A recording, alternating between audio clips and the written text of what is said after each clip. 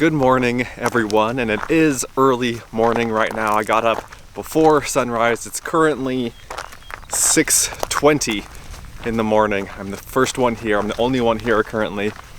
Here being John Day Fossil Beds National Monument in Oregon. More specifically, I'm in the Painted Hills unit of John Day Fossil Beds National Monument.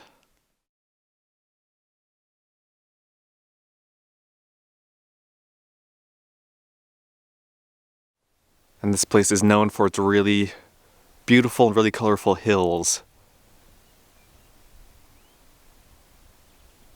Hence the name Painted Hills. And this is one of those places that I've wanted to come to for years, never gotten around to it. It's another one of those places that isn't really on the way to anything. You kind of have to specifically go out of your way to get here. And so that's what I've done today. Let's walk up this trail here. It's just a half mile up to a viewpoint over this way. And this trail is called the Painted Hills Overlook Trail. I'm gonna do a few trails here in this section and then we'll go on to another one. And I say this section or this unit because there are 3 different units of this national monument. This one is called Painted Hills, and there are 2 more. I think I've been to one of the other ones before, but it's been years. I think it was before I made videos. I don't even remember which one it was. Today I'm gonna go to 2 of them. It appears that I haven't picked a great time to come here. The sun is shining right toward me, right toward the camera, right where I want to be filming, but you can see some of the texture of the painted hills here and the pattern on the hills. Really pretty. The color is a little bit more noticeable behind me here on this hill right here. And this one over here.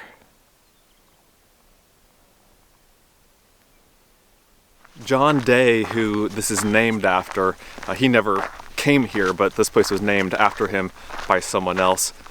Interesting guy. He was part of the Astoria Party, which was kind of like another Lewis and Clark expedition in that it was an overland journey to the west in I think 1812, and it was funded by John Jacob Astor, who was a prominent and very wealthy American businessman, and his goal was to set up a trading outpost on the western coast, on the Pacific coast of the United States. He had one party go overland across the country and had another one sail around the continent, around South America, and then go up.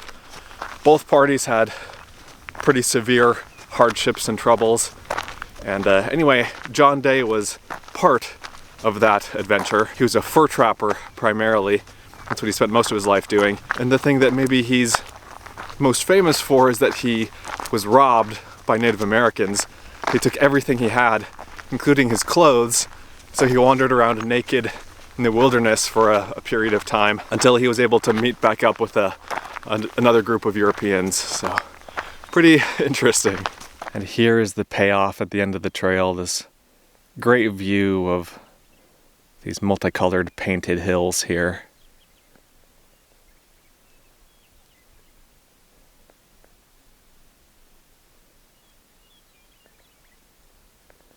You know, this is probably one of, if not the most requested locations from you guys, or most recommended locations. I'll get emails and comments on the videos here from you guys telling me where I should go, what I should see. And you've been telling me to go to this place for years. And again, it's been on my list for years. Just haven't been able to make it happen. My next hike is going to be, I feel like a magician. For my next hike, I'm going to go up to the top of this thing. I think the trail switchbacks up to the right and then cuts back left up to the top. This little flat-topped mountain here. One thing that I wanted to show you guys that I haven't yet on this trip is my recovery board set up here. So these are Max Trax clones, and these are basically to help you get out of sand or mud or snow. There are 2 plastic boards here, and you just put them underneath your tires to help give you more traction. And I switch these between my cars depending on the trip. On my last trip with the Yukon, before I wrecked it, I had these in the cargo box on top of the Yukon. But for here, I just wanted to put them on top here to save room in the cargo box. And I decided to try just strapping them down with ratchet straps. And that's worked really well. No issues yet. I mean, and they're solid there. And then I put a super heavy duty zip tie right here. This is like a 200-pound or some super strong zip tie just to keep them together there and to give one little extra piece of security to make sure they don't go anywhere. But yeah, these are awesome. I've used these multiple times now. Most recently I used these a few months ago when I got stuck in snow on top of a mountain in Utah. That's an adventure know-how bonus video if you want to check that out. They are starting to crack because I've used them so much. I've used them for various things, like there's a crack right there, for example. But again, these were super cheap, and I think the real ones, the Max Track ones, or Max Tracks rather, are like a few $100s. And again, these were $65 on Amazon. Pretty good deal. So to get to the top of this little mountain here is about 3/4 of a mile. It's called the Carroll Rim Trail.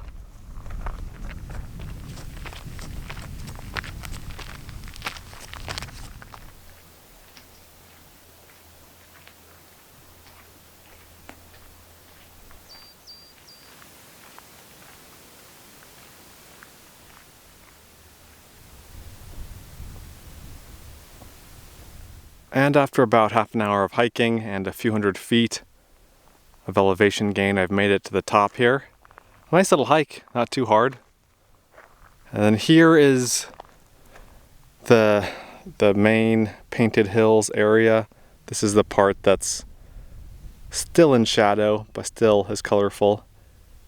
So this area used to be forest, heavily forested back in the day. And the different colors of the earth here have to do with the different temperatures and the wetness of the environment in which they were created. So when it was hot and wet, that made the darker reddish brown earth. And then over time the area got drier and a little bit cooler, and that's when the yellowish greenish soils started to appear.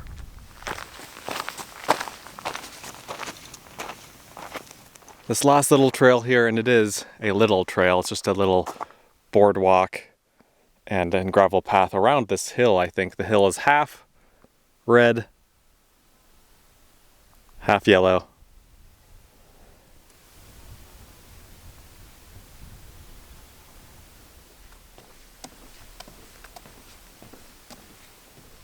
There isn't a ton of vegetation out here in general, but there are some little flowers blooming. Little wildflowers.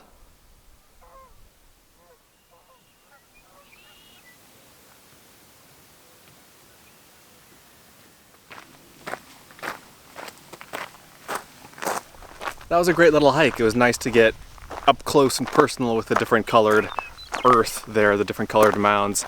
I've actually come back to the place where I started the video, the Painted Hills Overlook, because the lighting is a little bit better. It's still not great.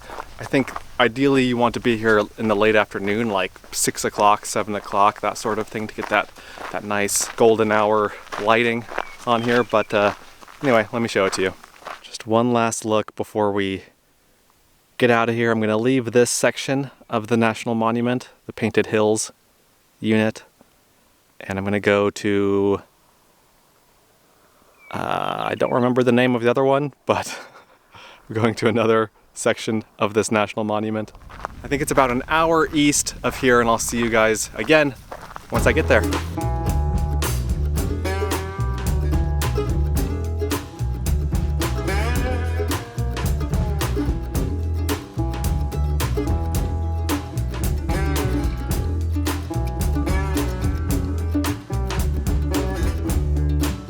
And now for round 2 of our adventures in John Day Fossil Beds National Monument. This is called the Sheep Rock unit. So the last one was the Painted Hills. This one is called Sheep Rock. There's a third one called Clarno. And the area that I'm in now is called Blue Basin. And to give you an idea, here's Portland, here's the interstate, here's I-84 to La Grande and Baker City over here. Then this goes into southern Idaho. Fun fact, my grandpa is from La Grande. That's where he was born and grew up. And then here you can see the 3 different units: Painted Hills unit, Sheeprock unit, Clarno unit. And then here's a map of the Blue Basin area where I am now. So from the trailhead, you've got a few options. You can do the Blue Basin Overlook Trail, which is a trail that goes around to, I think the Overlook is over here somewhere. Or you can do the Island in Time Trail, which goes up into Blue Basin right here. I'm going to do both. I'm going to start on the left, go around this way to the Overlook, which is over here somewhere, and then go into Blue Basin itself, and then back.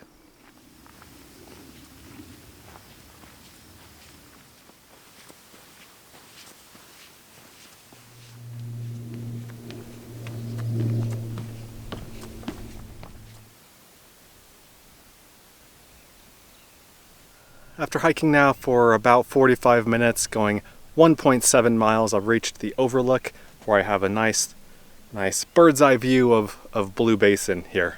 I don't know how well you guys will be able to see the blue here. It's midday, the sun is bright, but to me in person, there's definitely a bluish tinge to this gray rock. Let me know if you can see it. And that, of course, is what gave Blue Basin its name. And so from the trailhead, I went left. I started going left around the loop. If I had gone right, that would have taken me into here. And so that's where I'm going now. I'm heading eventually into the depths, into the heart of Blue Basin down there.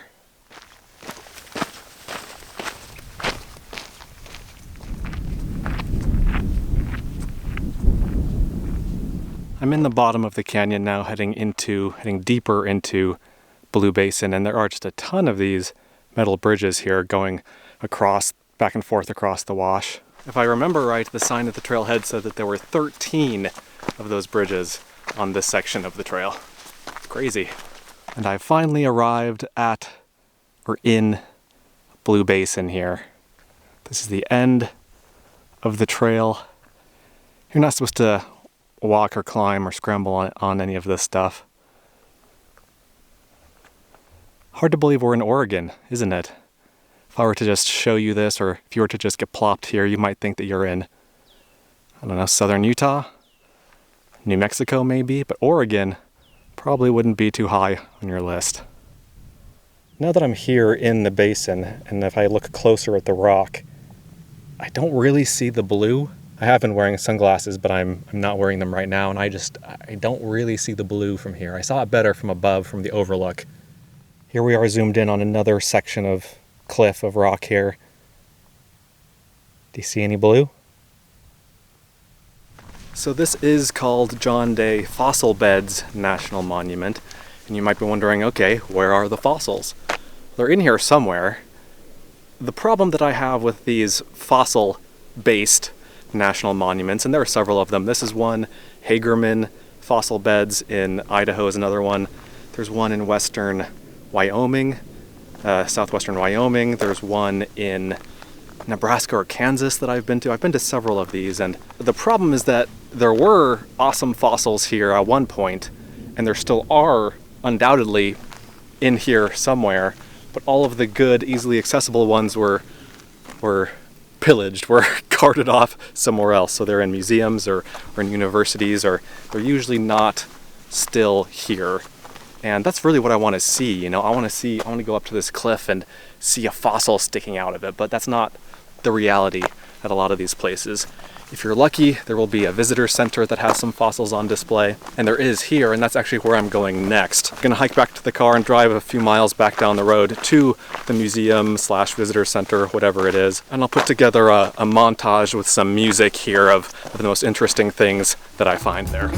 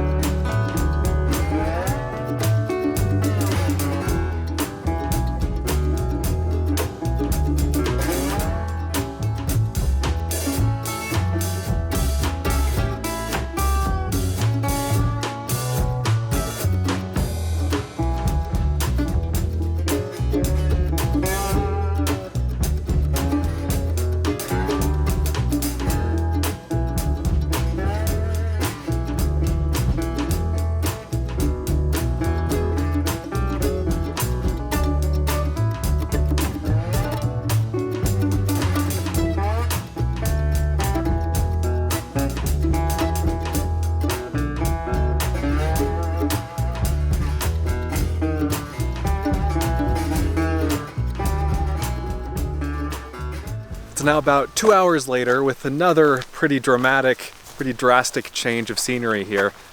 That's the fun thing about Oregon, at least once you get east of the Cascades.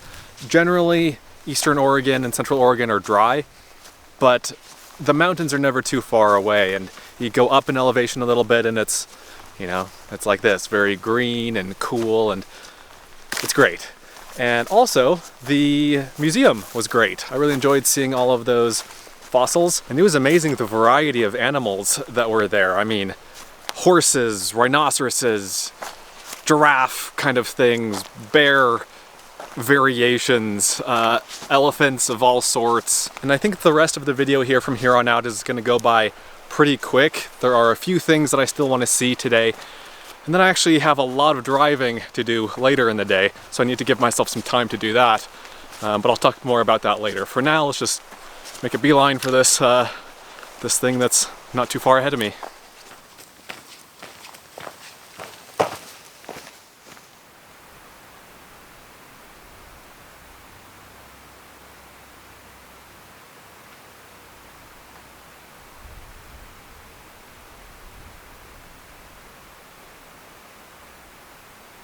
Pretty cool, huh?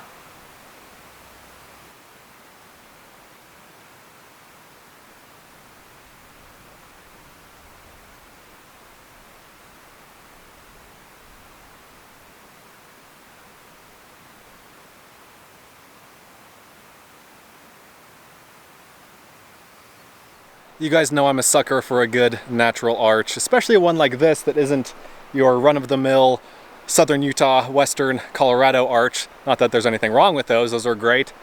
And let's be honest, they're more impressive than this, but this is unique in that it's made out of some weird volcanic conglomerate mix stuff. I don't even know what kind of rock this is, but it's only a few minute walk. Well, it's probably, yeah, 5 or 10 minute walk from the parking area. It's not bad at all.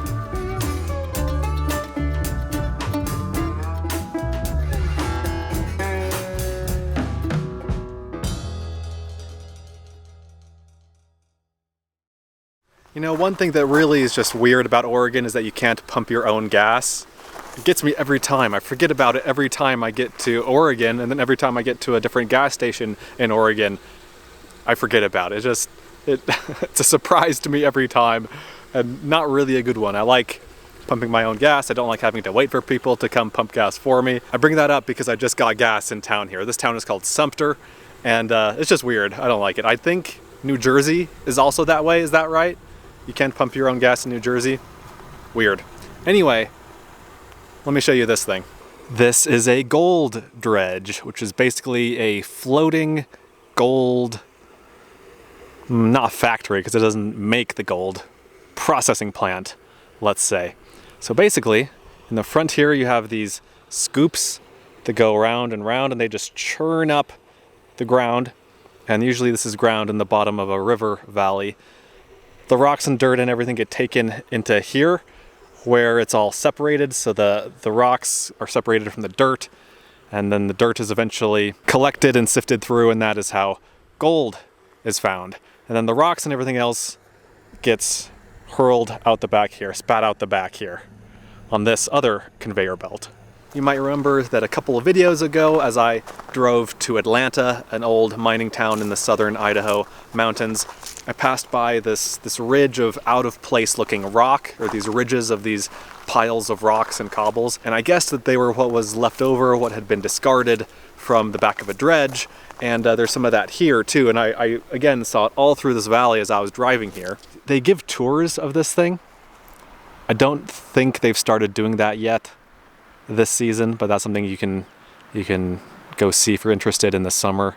Get a tour of the inside of the thing, take a look at the inner workings of the machine. Anyway, you can see how the conveyor belt, at the end of the conveyor belt are these rows of discarded rocks over there.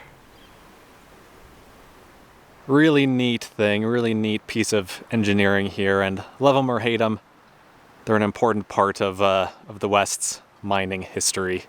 This thing was in operation from 1935 to 1954, so just under 20 years, and then it sat for decades, just rotting here until the 90s, when it was spruced up and repaired and refurbished, and now it's a local tourist attraction. And I think I saw another dredge on my way into town. It was smaller. It was in way worse shape. It was all rusty and was missing a bunch of parts, but I think that's what it was. So let's go head over there to find out. So it turns out that this big collection of rusting metal machines and artifacts that I saw as I was driving into town here is an open-air mining museum. But I don't think this thing that I saw is a dredge. Looks more like a crane or something. Looks like there used to be signs here saying what this thing is, but they've weathered away like the thing itself. There is one more thing that I wanted to show you guys here, and it's this. It's basically a giant water cannon, and it was used to pump a lot of high-pressured water at a hillside. Just douse a hillside, soak, inundate a hillside, and then all of that mud and muck would flow down and be caught in sluice boxes below it. This is called hydraulic mining, and apparently it's still used in some places around the world. It's illegal to use here in the US because it's super, super destructive to the environment. And I've now found a campsite that I'm not going to stay at tonight. You might have noticed that I've been kind of rushing for the second half of the day. In the National Monument, I was taking my time on the hikes and everything like that, but since then I've been kind of rushing from place to place. There's a good reason for that. That reason being that I want to drive home tonight. The issue is that it's about 7 hours away, and it is 7:30. So I might have to camp a few hours from home. I don't know, we'll see. But I did want to show you this campsite because I like ending my videos at a campsite. And so this is a beautiful forest setting here, nice and quiet. Got about 1 trillion pine cones on the ground here. It's a nice spot. It's not especially flat. There are a couple of more or less flat spots, but for how big this campsite is, most of it is not very flat. A viewer told me, I think it was last year, that he was a little bit frustrated about how the YouTubers he watched would never talk about how they found their free campsites. And I've definitely talked about it. I mean, I have almost 400 videos. I've definitely mentioned it before in multiple videos, but it's always good to refresh your memory and to talk about it for the people who are new to the channel or are new to dispersed camping. And that's what this kind of camping is called. It's called dispersed camping, also called boondocking sometimes. And basically it comes down to two things. First, find public land. Second, drive through the dirt roads on the public land until you find a campsite. It's really that simple. 99% of the time, it's that simple. By public land, I'm talking about national forest land, which is where I am now, or BLM land in drier places like in the Southwest. It's under the Bureau of Land Management, and it is completely free and legal to camp on these public lands. And to find public lands, to find the boundaries, I use the app that I mentioned earlier in the video, Gaia. I'm not affiliated with them in any way. It's just an awesome app that I've been using for years and years and years. So for example, when I was done with the open air mining museum back there in town, I pulled out my phone and I looked for the closest national forest land, and I looked at some dirt roads, or looked for some dirt roads that went through this area, and I drove down them until I found a campsite. Usually you want to look for a campsite that has a fire ring made with rocks. That'll let you know that, okay, this is a campsite, people have camped here before. And it's really that simple. I gotta get going. It's time. I'm losing daylight here. Obviously I'm going to be driving into the dark, but I might as well get as far as I can while it's still light outside. And this is the last video from this trip. 2 days and 2 videos in southern Idaho, 2 days and 2 videos in eastern Oregon. Had a great trip, drove probably a couple thousand miles. Really enjoyed it, and I hope you guys enjoyed it too. Thanks for watching. Let me know what you think. Let me know if you have any questions. Let me know what your favorite part was. I'll see you in the next one. Be sure to check out Adventure Know-How, my new site, where you can gain access to a map of all of my free campsites, plus monthly bonus videos that you won't find anywhere else. Learn more at adventureknowhow.com. And for links to everything else SUV RVing related, visit suvrving.com. Links to these sites and more will be in the video description.